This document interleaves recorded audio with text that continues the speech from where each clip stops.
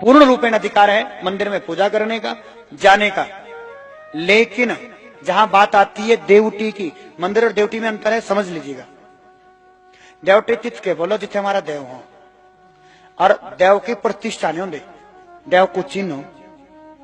हमारे यहाँ देवता का चिन्ह होता है जिस पर छाया का भी प्रभाव रहता है। हमारे यहाँ मंदिर नहीं है, इसको मंदिर नहीं कहते, ये मंदिर नहीं है। मंदिर उसे कहते हैं जहां विधिवत भगवान की प्राण प्रतिष्ठा करते हैं। लेकिन हमारे देवभूमि हिमाचल प्रदेश में मंदिर निर्माण कार्य बहुत कम होते हैं। हमारे यहाँ देवता निवास करते हैं और देवताओं की देवटी होती है, और जिसकी मूर्ति स्वरूप में प्रतिष्ठा नहीं होती, वो चिन्ह स्वरूप में देवता प्रकट होते हैं, और उन्हीं चिन्हों की प्रतिष्ठाएं रहती है, उन्हीं का पूजन रहता है, जिस पर केवल हरिजन की बात नहीं है। बिना नहाए धोए अपवित्र स्वरूप में माताएं बहनें, कोई पुरुष अपवित्र अवस्था में भी यदि देवटी में प्रवेश करता है, देव की जो देवटी हो, उसकी छाया से भी देवता शक्तिहीन होते। इसलिए मंदिर में किसी के लिए बना नहीं है, लेकिन यहां मंदिर है ही नहीं भैया। इसलिए हम निवेदन हाथ जोड़कर ये प्रार्थना करेंगे, इस बात को सोचिएगा और समझिएगा। हमारे जो देवता है, वो जो चिन्ह रहते हैं, वो केवल चिन्ह स्वरूप में, वो प्रतिष्ठित नहीं है। और जो प्रतिष्ठित देवता होते हैं वो कोई कहीं जाते भी नहीं है। भाई शिवलिंग की प्रतिष्ठा हो गई सो हो गई, हो जाएंगे थोड़ी, उस पर आप जल चढ़ाओ, फूल पानी चढ़ाओ, कोई भी चढ़ा सकता है। लेकिन देवता तो हमारे बेचारे पालकी में बैठकर फिर हरिद्वार नहा के भी आएंगे, चूड़धार भी चले जाएंगे, किसी ने घर बुलाना उनके घर भी चले जाते हैं। तो हिमाचल देवभूमि है, यहाँ मंदिर नहीं होता, हमारे यहाँ देवटी होती है। तो जो बिटिया जिसने प्रश्न किया था, आपका प्रश्न बहुत उचित था, इसकी जानकारी सबको होनी बहुत जरूरी थी। आपका प्रश्न उत्तम था, लेकिन मंदिर सबके लिए है, मंदिर सबके लिए है। देवटी में केवल, मैं हरिजन की बात नहीं कर रहा हूं, अपवित्र अवस्था में हमें भी नहीं जाना चाहिए। गुरुजी बोलते हमारे, बोलो का कम ना हमारे लो देवतारो निशाकारे, तो कैसे समझाने लोग, बात तो सच थे। देवता बलि भी नहीं लेता, ये हम लोग भी जानते हैं। देवता के साथ कोई चीजें हैं तो उसके लिए दी जाती थी प्राचीन काल से। अब तो शायद हाई कोर्ट का निर्णय भी आ चुका है, लगभग बलि प्रथा बंद हो गई है। और वास्तव में किसी जीव को मारना ही अपराधी नहीं, महाअपराध है, ये करना भी नहीं चाहिए। और हम लोगों को तो ये भी निर्णय करना चाहिए, जो मांग मास में होता है, मांगो भी नहीं, जिसे भारे तीन से समझो, हमारा तो पाड़े सब जानो सच्चिदानंद भगवान की। तो मांगो भी नहीं, जिसे तारीख फिक्स कर रखे, जैसे जो रोको जाओ तो बढ़िया थी, ज्यादा मानी दो तो आगे पीछे करो थी, दो दूस आगे करो, दो दूस पछड़ी करो। तृष्णा कुंजाई देव ना थी जे गुलटी खांदा बोटरोला, और एक देव दिखा दे मुंह ले जो बोटरोला थाली ले जाओ। हम लोग उसको ग्रहण करते, गलत है वो। व्यासपीठ तो कभी भी उसका निर्णय नहीं करते, शास्त्र हमारे कभी नहीं करते। और एक चीज और मैं आपको कहना चाहता हूं, हमारे यहाँ जो प्राचीन परंपरा है, हमारी वैदिक परंपरा नहीं है। हमारे पहाड़ में प्राचीन जो कबीला लोग रहते थे, कबीले प्रजाति की जितनी परंपराएं हैं हमारे पहाड़ों में जगह जगह हैं। उसी परंपरा को हम लोगों ने आगे बढ़ाया है। हम धन्यवाद करते हैं गढ़वाली पंडितों का। गढ़वाले पंडितों आगे आ गए, तीनों शिकाओ जो सत्यनारायण को था वो थे है जथोड़े थे बोठ रहे ना तेरे हमारे को था नहीं आगे, जब सत्यनारायण को था कुछ गोरे करा तीनों शिकाए रखो। तो अब शिकावा ड्रामा जो रामलीलाओं थे वो भी वहीं से आया, हमारे पास नहीं है। ये तो अब हम धन्यवाद करते हैं ऋषिकेश का। यह हमारी काशी की जो पीठ है, जहां पर आज के पढ़े लिखे ब्राह्मण वेद पढ़ रहे हैं। हमारे बीच में शायद आपको जानकारी नहीं है, हमारे पुनीत जी बैठे हैं ढोलक पर। ये साम वेद के आचार्य है, और साम वेद केवल दक्षिण भारत में ही पढ़ा जाता है। ये साम वेद के आचार्य, साम वेद से यहाँ पर ढोलक बजा रहे हैं, सो अलग बात है। हमारे ढोलक वादक, और उधर शर्मा जी है, वो तो उठ गए, कहीं चले गए हैं, भूपेश शर्मा जी, वो तबले पर है।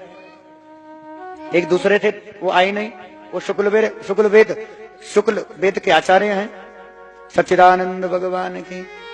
तो अब ब्राह्मण वेद पढ़ रहे हैं, अब अनुष्ठान हो रहे हैं। घर में चंडी भी होती है, आज रुद्री भी हो रही है, पितृ शांति भी हो रही है। तेल डोरान देने आगे थे, डोरा फलियानो आगे डराव थी रातू ते जाई होंदी गोती तते तो डराव है, अब कितून डरा दे। अब अनुष्ठान हो रहे हैं, सत्यता ही है।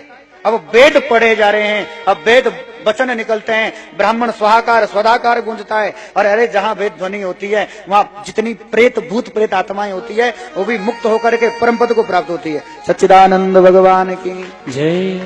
ये वेद का प्रभाव है। क्यों? क्योंकि वेद भगवान है। अरे भगवान का जहां उच्चारण होता है वहां कोई प्रेत आत्मा रह लेगी? वहां क्या भूत आत्मा रह लेगी? इसलिए ऐसा डरांदे ने डराओ को थी डरांदे तोड़ बोट रहे शमशान का टवा कहते डरांदे न लो। आज अनुष्ठान हो रहा है, कर्म कांड हो रहा है। विधिवत ब्राह्मण आज पढ़े लिखे हमारे पास आचार्य जय खानो जय डाय शहर खानी गुलटी और ते जानो जय तब आंदा बुदार तब ने अपना करेंदा। ये तो बुलाई थी तो बुरी है पर बात सत्य है और इस सत्यता को हमें ग्रहण करना चाहिए। आज ये सत्य में ग्रहण करना पड़ेगा। ये कड़वा है, बुरा लगने वाला है, लेकिन आज जो बुराई है वो कहनी पड़ेगी। व्यास मंच सत्य कहने के लिए है। सच्चिदानंद भगवान की जय। अब पुनः मैं उसी प्रश्न पर आता हूं। हमारे यहाँ जब वैदिक विधान यह है, जब शरीर छूटता है तो अंतिम पिंड, ध्यान से समझना, जब चिता पर शरीर को लेटाया जाता है उस समय उस प्रेत, उस जो मृत आत्मा होती, मृत शरीर रहता है, उस मृत शरीर के हाथ में अंतिम पिंड होता है, प्रेत पिंड। क्या कहते हैं उसे? प्रेत पिंड। ब्राह्मण वैदिक मंत्र से शरीर को 10 दिन के लिए प्रेत को अर्पण करते हैं। उसके बाद शरीर पर अधिकार प्रेत का रहता है। जब दशाई करवाते हैं, 10वें दिन दशाई होती है। एकादश के दिन महाब्राह्मण आते हैं, जिसकी हमारे चार्ज बोलो, अब तो बोई दो बस चार्ज करम बे करो या गिनती करो। महाब्राह्मण कहते हैं उनको, हमारी भाषा में उसे चार्ज कहते हैं। महाब्राह्मण आएगा और ब्राह्मण वो केवल महाब्राह्मण करता है, चाहे कितना ही वेद पाठी ब्राह्मण हो, वो कर्म उसका नहीं है। केवल महाब्राह्मण आएगा और उस कर्म को कहते हैं 11 दिन एकादशी के दिन उस कर्म को कहते हैं सपिंडीकरण। क्या कहते हैं? सपिंडीकरण। जहां ब्राह्मण सपिंडीकरण करता है और प्रेत योनि से उसे काट करके उसको पितरों के पिंड में मिलाया जाता है। जो मृत शरीर है, जिस शरीर को प्रेतों को सौंपा गया था, उस मृत शरीर का जो प्रेत शरीर, प्रेत योनि छुड़वा करके महाब्राह्मण सपिंडीकरण करके अर्थात उसके पिंड को हमारे यहाँ वैदिक विधान से पितरों में मिलाया जाता है। उसे कहते हैं सपिंडीकरण। महाब्राह्मण उस कर्म को करता है। फिर वो प्रेत शरीर से 11वें दिन पितरों में चला जाएगा। उसके बाद पितरों के निमित्त दान होता है। 12वें दिन यज्ञ आदि कर्म होता है। जब यज्ञ हो गया, प्रेत आत्मा पितरों में चली गई, तब हमारे यहाँ ब्रह्म भोज होता है, जिसको 13वीं कहते हैं। तब, क्योंकि ब्राह्मण यज्ञ से पहले तो जिमेगा नहीं, जब तक सपिंडीकरण हुआ नहीं, जब तक वो प्रेत से उसको पितरों में मिलाया नहीं, तब तक ब्रह्म भोज नहीं होता। ना ब्राह्मण को जिमना चाहिए। ऐसे घर में जहां ना दशाई हो, ना एकादश कर्म में सपिंडीकरण करवाया गया हो, ऐसे घर में जिमने वाला ब्राह्मण भी प्रेत बनता है। जो 5वें दूसरे ते छों का लाऊ ते पंडित जिमाए दिया ओके भोज दिया, वो भी प्रेत बनता है। इसलिए जब सपिंडीकरण हो जाए 12वें दिन हमारे जाओ तीरंडी बेटमन शो गांव के कुड़बे के टाबरे के कितनी के लुस्के धो लाऊ, साफ सफाई करके हवन आदि करके घर धो देते हैं। घर में पवित्र होता है। हवन आदि कर्म जब हो जाता है वो प्रेत योनि में चला जाता है। उसके बाद हमारे यहाँ ब्रह्म भोज का विधान है। इसलिए होती है 13वीं, जो यहाँ बहुत कम की जाती है।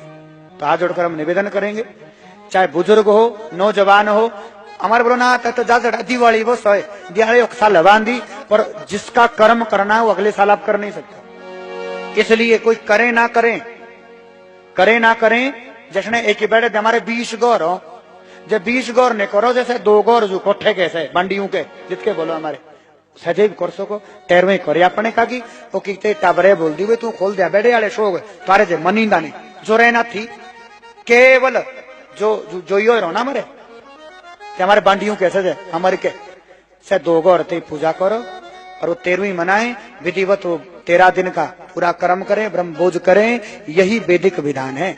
करना ना करना आपकी इच्छा है, करोगे तो कल्याण होगा, नहीं करोगे तो पितृ दोष लगता है। सच्चिदानंद भगवान की जय। दूसरा, हमारी माताएं जब मंदिर जाती है तो से जय बेश्वार हमने लेना नून पे पड़े सीते दे देवता लो क्या काचो अच्छा तूने गुणे काचो क्या ले आटो क्यों जान तो दूसरा निसरा में लाओ ना से ते तौर पे रखो एथे तौर पे दियो एथे वे तेसी खरा है वो निसरा में नहीं